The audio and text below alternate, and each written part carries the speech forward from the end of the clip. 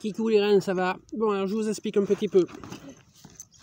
Là, j'ai mis le premier raccord. Le premier raccord, c'est ça, c'est un double raccord. C'est un 25, c'est des tuyaux d'eau. Le tuyau d'eau, c'est du 25, hein, il n'y a pas plus gros. Hein. Donc, normalement, voilà, je vous les découpe. Quand vous mettez ça, je vous le dévisse. Voilà.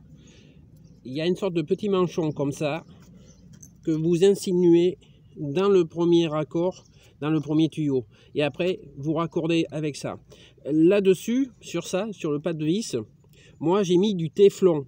Normalement, on n'en a pas besoin de le mettre.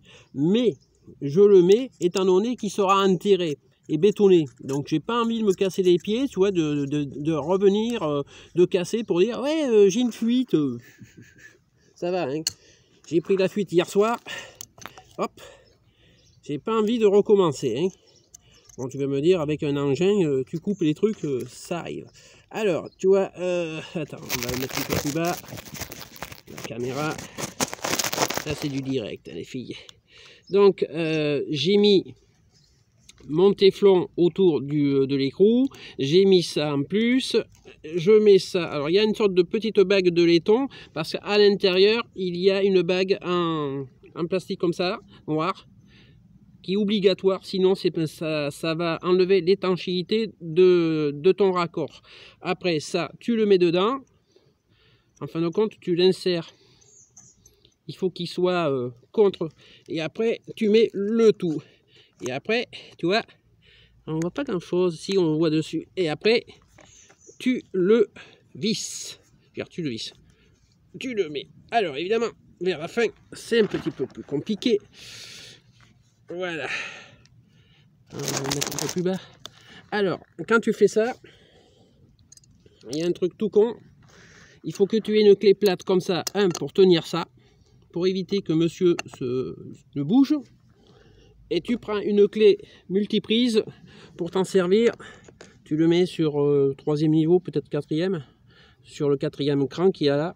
Et après, tu t'en sers pour tourner ça bien comme il faut pour que l'écrou rentre bien et soit bien fini. Bon les filles, hier soir je me suis prise la tête avec un mec qui a dit à sa femme: je vais lui dire que c'est malsain de se baigner dans le lac. Ben, c'est du savon de Marseille, couillon, hein, ça risque rien du tout. Et puis en plus de ça, j'ai l'usine des eaux qui est juste à côté. Alors le gars il me dit ouais, pourquoi vous n'allez pas à la mairie, aux douches municipales, parce qu'elles sont payantes.